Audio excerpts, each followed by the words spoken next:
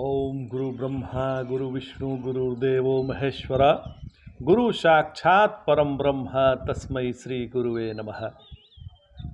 ओम सदाशिव समारंभां शंकराचार्य मध्यमां अस्मदाचार्य पर्यंतां वंदे गुरु परंपरां। ओम श्री गुरुभ्यो नमः। ओम श्री परमात्मने नमः। हम लोग गीता के 16वें अध्याय पर विचार कर रहे हैं और पिछले एपिसोड में 16वें अध्याय के 6वें श्लोक पर विचार किए थे। 6वां श्लोक इस प्रकार था। भगवान कह रहे हैं, द्वौ भूत सर्गो लोके अस्मिन् देव आसुरेव च देवो विस्तरसः प्रोक्त आसुरम पार्थ में शृणु। भगवान कहे कि हे पार्थ, इस लोक में दैव और आसुर मतलब असुर दो प्रकार की सृष्टि है। इस लोक में दो प्रकार की सृष्टि है, एक दैव है, दूसरा असुर है। तो मैंने दैवी सृष्टि का विस्तार से वर्णन तुम्हारे लिए किया है, तुमको सुनाया है, तुमने इसका श्रवण किया है। अब आसुरी सृष्टि के बारे में सुनो। तो असुर कौन है, असुरी संपदा क्या है? तो जो इंद्रिय राम है वह असुर है। उनको अशुचु इंद्रियेषु रमते इति असुरः बोलते हैं। तो ये देव और असुर का दो विभाग असल में सत्व की प्रधानता से तथा रजस तमस की प्रधानता से सृष्टि में है। दैव वह होता है, जो दैव वह होता है जिसमें प्रकाश हो। दैव शब्द का अर्थ होता है द्युति, स्तुति और मोद, कांति, गति। तो दैव में कांति, दैव में है गति और दैव में है स्तुति। यह जो आसुरी संपदा है उसमें असुर निवास करते हैं। जो आसुरी संपदा है उसमें असुर निवास करते हैं। तो भगवान आगे अब असुरी संपदा के बारे में अर्जुन को बता रहे हैं। स्क्रीन पे भी आ जाएगा, आप लोग भी संग संग पढ़िए। श्री भगवान उवाच प्रवृत्तिं च निवृत्तिं च जनाना विदुरासुराः न शौचं नापि चाचारो न सत्यम तेषु विद्यते। भगवान कह रहे हैं कि आसुरी संपत्ति वाले प्रवृत्ति और निवृत्ति दोनों ही को नहीं जानते हैं। जो प्रवृत्ति है, किस में प्रवृत्ति करना है, किससे निवृत्ति करना है, इसके बारे में उनको पता नहीं रहता है। और तथा उनमें पवित्रता भी नहीं होती है, न आचार होता है और सत्य भी नहीं होते हैं। उनका जो भाषण है वो सत्य नहीं होता है। वो सत्य उनमें न आचरण होता है, न वो पवित्र होते हैं। ये आसुरी संपदा वाले की बात हो रही है। तो नारायण मोक्ष जो है वो नित्य पुरुषार्थ है।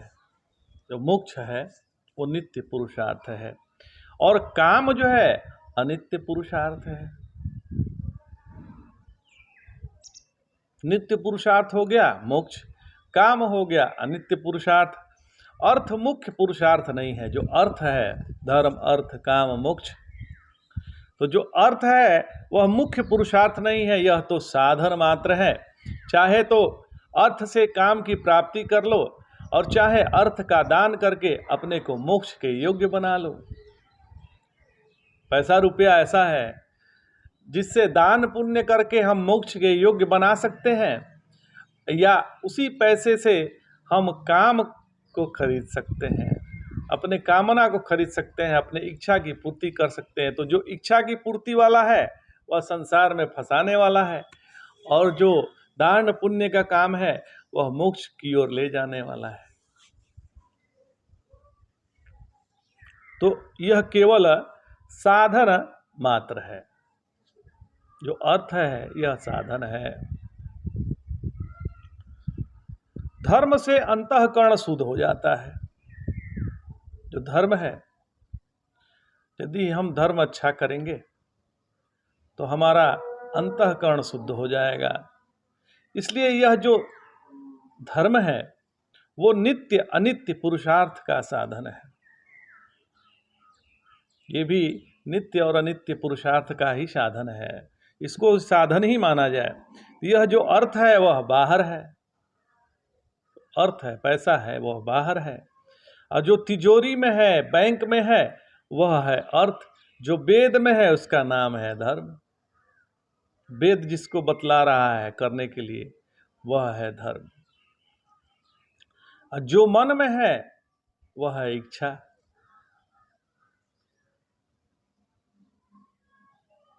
और प्यार है उसका नाम काम है। तो जो बुद्धि में नियंत्रण, जिसका बुद्धि में नियंत्रण है उसका नाम है धर्म। और जो स्वरूप उसका नाम है मोक्ष। अपना जो स्वरूप है उसका नाम है मोक्ष। अब थोड़ा सा समझ लीजिएगा, धर्म अर्थ काम मोक्ष की बात हो रही है। जो तिजोरी और बैंक में है वह है अर्थ, ठीक है। दूसरा जो वेद में वर्णित है वह है धर्म।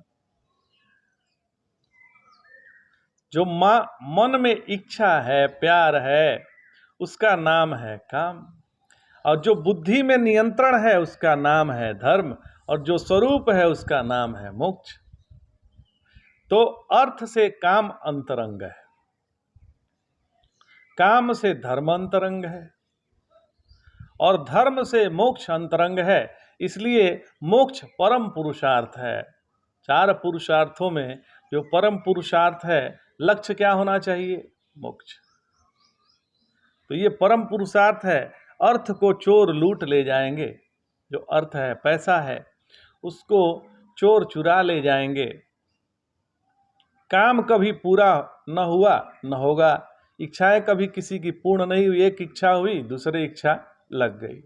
तो कभी भी ये नहीं कह सकते कि आज के बाद से कोई इच्छा नहीं रहे। इच्छाएं तो लगी रहती है।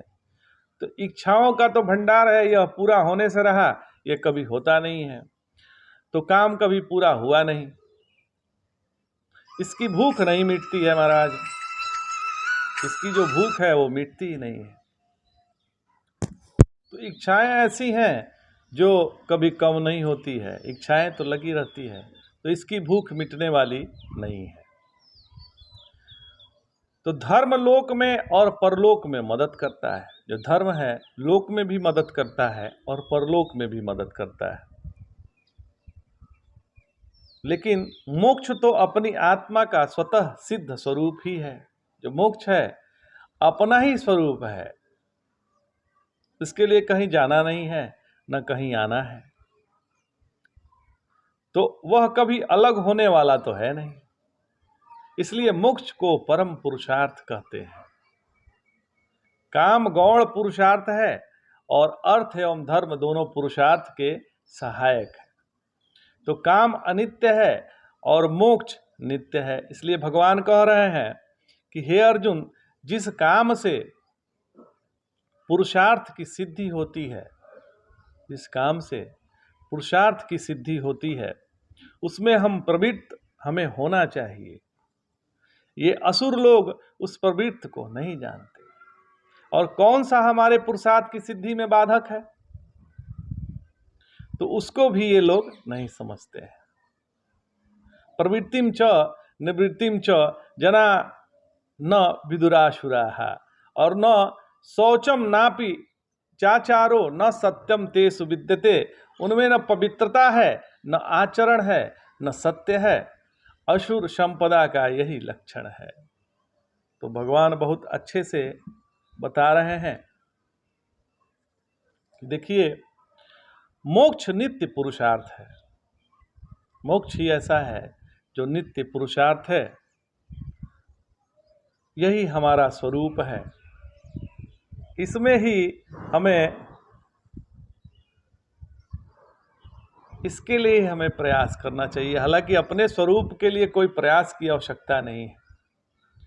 अब देखिए, प्रवृत्ति और निवृत्ति की बात किया जाए तो कहाँ प्रवृत्त करना चाहिए, कहाँ निवृत्त करना चाहिए, तो बस एक छोटे से शब्दों में समझ लीजिए।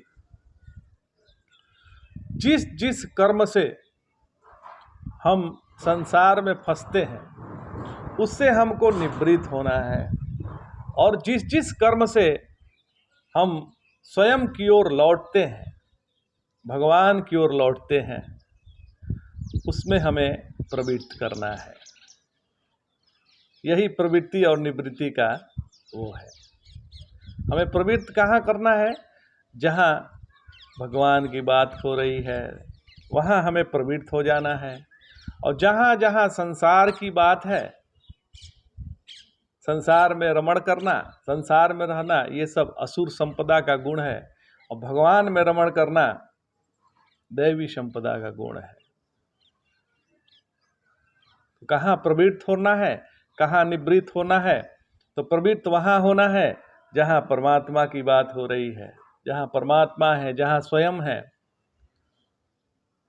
और वहाँ निवृत्त होना है जहाँ संसार की बात हो रही, जहाँ भटकाव है उससे निवृत्त होना है। जिससे हम भटकते हैं उससे हट जाना है। और जिससे हम एकाग्र होते हैं, हमारा अंतःकरण शुद्ध रहता है, वहाँ प्रवृत्त करना है। तो जो करना चाहिए उसे प्रवृत्ति कहते हैं, और जो नहीं करना चाहिए उसे निवृत्ति कहते हैं। आसुरी संपदा वालों को इन दोनों का ज्ञान नहीं होता। आसुरी संपत्ति वालों को तो ये ज्ञान हो ही नहीं सकता। शास्त्रानुकूल प्रवृत्ति दैवी संपत्ति है, और शास्त्र प्रतिकूल प्रवृत्ति आसुरी संपत्ति है। जहाँ शास्त्र कह रहे हैं चलने के लिए, वहाँ चलना वह दैवी प्रकृति है, और शास्त्र से विरुद्ध चलना आसुरी प्रकृति है। तो धर्माधर्म का विवेक न होने के कारण उसमें शौच पवित्रता भी नहीं होती। किसमें? असुर में। और च शब्द से तात्पर्य है कि उनमें दया आदि सद्गुण भी नहीं होते हैं, उनमें दया भी नहीं होती है, तथा उनमें धर्मानुकूल आचरण और सत्य भाषण भी नहीं पाए जाते हैं, वे असत्य प्रधान होते हैं। तो आज इतना ही। जय जय शंकर, हर हर शंकर, नमामि शंकर, भजामि शंकर, नमः पार्वती पतये, हर हर महादेव शंभो। जय।